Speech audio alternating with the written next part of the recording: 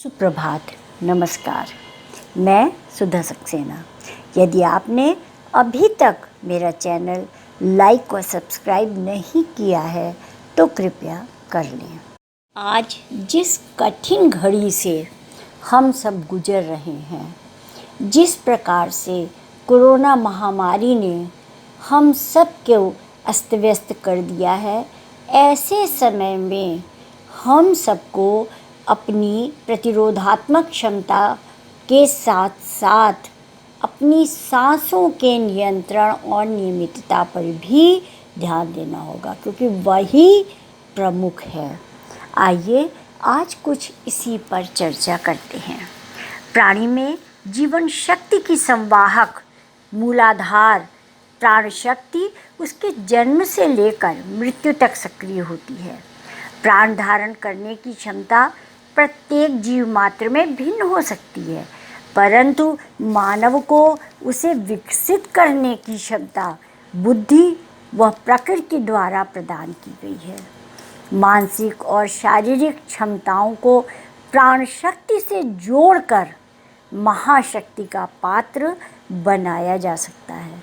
वर्तमान दौर में कोरोना का भय चहुं ओर व्याप्त है। ऐसे समय में मानव को सर्वप्रथम अपनी प्राण शक्ति पर ही विश्वास करना चाहिए।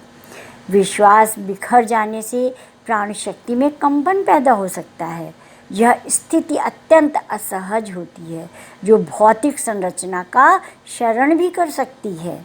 मानव को सावधान होकर अपनी प्राण शक्ति को निरंतर सबल शोधन और नवीन क्रियाओं से पुष्ट करते रहना चाहिए।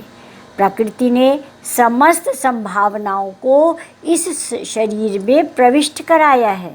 विदित हो कि सुषुम्ना नाड़ी से ध्यान का अभ्यास प्राण शक्ति को असीमित बढ़ा सकता है। प्राणायाम व नियमित व्यायाम ध्यान हमारी प्राण शक्ति के स्तर को उच्च करती है। अतः हमें अपनी दिनचर्या में इन चीज़ों को, इन कार्यों को, इन प्राणायाम व्यायाम इत्यादि को नियमित रूप से अवश्य ही सम्मिलित करना चाहिए। वर्तमान दौर में सत्य है कि वैक्सीन हमें कोरोना से तो बचा सकती है, किंतु अन्य दूसरे संक्रमण से नहीं। उसके लिए हमें अपने मन, शरीर, घर और समूचे जीवन को स्वच्छ और निर्मल बनाना होगा।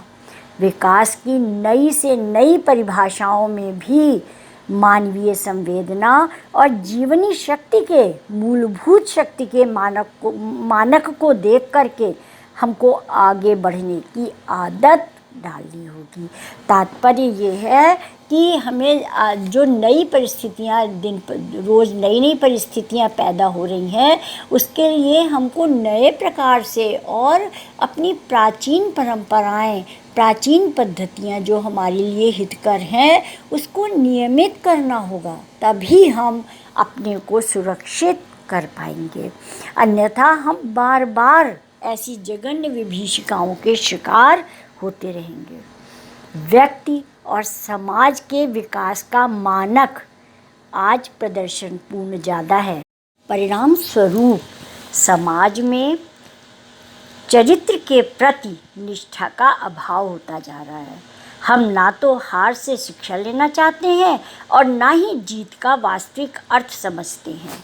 अतः समाज को आंतरिक शिक्षा और संस्कारों की अत्यंत आवश्यकता हो गई है।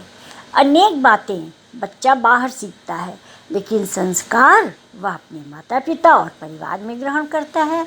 यदि हमें 2 गज की इस कलुषित दूरी को मिटाना है तो अपनी जीवन शैली में सुधार करना होगा। संस्कार की वैक्सीन समूची प्रक्रिया में उत्प्रेरक की भूमिका निभाएगी। प्राण शक्ति का स्तर ऊंचा हो, संस्कारों की वैक्सीन हो और सकारात्मक दृष्टिकोण हो, आशावादिता हो। आशावादिता दुखी मन को जगाती है, कर्मशील बनाकर गंतव्य की ओर अग्रसर करती है। संपूर्ण संसार आशामय है। जिस किसी के जीवन में जो बल, तेज, पौरुष और सकारात्मकता दिखाई देती है, वो उसके मन में आशा का भाव का ही द्योतक है। आशा ही संचालक है, शक्ति है। अतः आशामय बन करके जीवन को स्मरणीय एवं संग्रहणीय बनाना ही हम सबका आज का धर्म है। और अपनी जीवन शैली के प्रदर्शन से ज़्यादा हम किस प्रकार से स्वस्थ, सुरक्षित और अधिक से अधिक जीवन व्यतीत कर सकें, दीर्घायु हों, इसके लिए प्रयत्न करना चाहिए और अपने आने वाली पीढ़ी को रोग से मुक्त करने का प्रयत्न करना चाहिए। आज इतना ही। धन्यवाद।